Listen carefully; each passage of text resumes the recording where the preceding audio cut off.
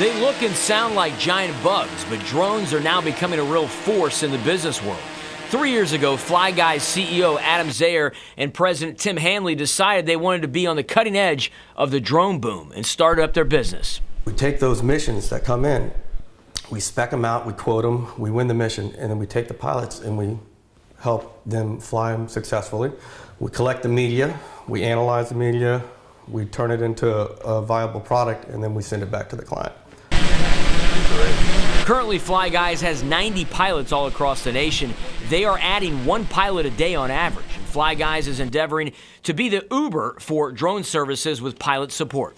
We're the largest organized group of affiliated pilots in the nation, as far as I know. Fly Guys feels like they haven't even scratched the surface of the economic impact the drone business can have locally as well as nationally. It's going to be a tsunami. There's going to be a bubble in the financial market. All this is going to happen, and we believe that we're the only ones that are building relationships with pilots and training them in a standard way. So when a company 3 years from now is looking for the same product to be flown in Philadelphia as in, Orange County, they will come to us. When it comes to the future economic impact that Fly Guys can make, they feel the sky is literally the limit. I believe that we have the potential, based on the industry numbers, to be a billion-dollar company if we execute well. In Lafayette, I'm Jeff Horchak, KLFY News 10. Established in 1951, the Oil Center has been the hub of the oil industry in Lafayette for many years. And as you walk around the many buildings and hundreds of businesses, you can now see the signs of age starting to show. Within our plan is, the need for an organization that can take this forward. So what we're trying to do is we're trying to get it out there, try to build some momentum so that folks can, utilize this resource and be able to realize the full potential of the Oil Center. The goal is to ultimately make the Oil Center much more user-friendly.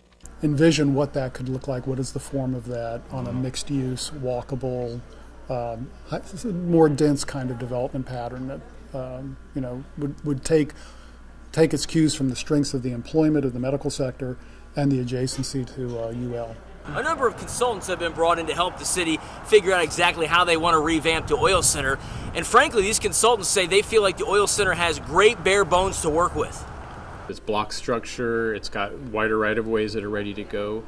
And number one. Number two, it's got some great assets. There's a grocery store, there's a major employer, there's a park, there's a university. There's some serious advantages that the Oil Center has that I think are untapped resources.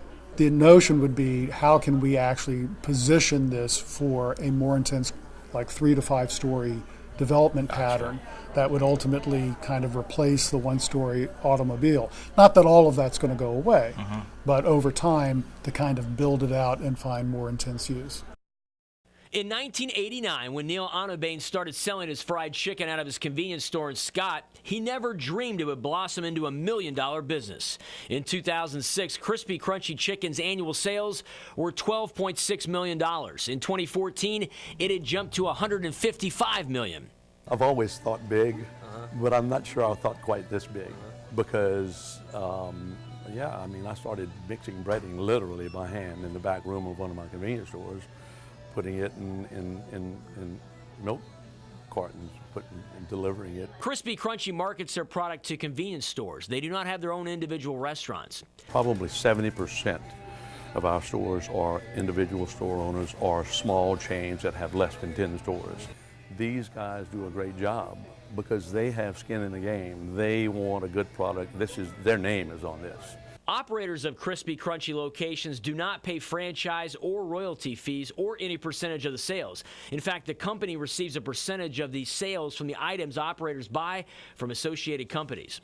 Onabane says his business really exploded in 2006, going from 200 convenience stores to over 2,200 all across the world.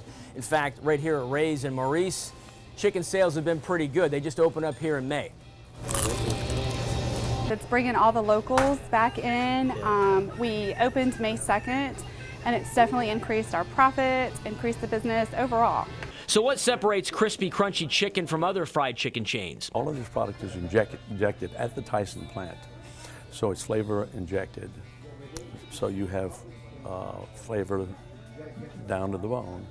And crispy, crunchy chicken is about to fly worldwide. They're expanding into Indonesia and Mexico. In Lafayette, I'm Jeff Horchak, KLFY News 10.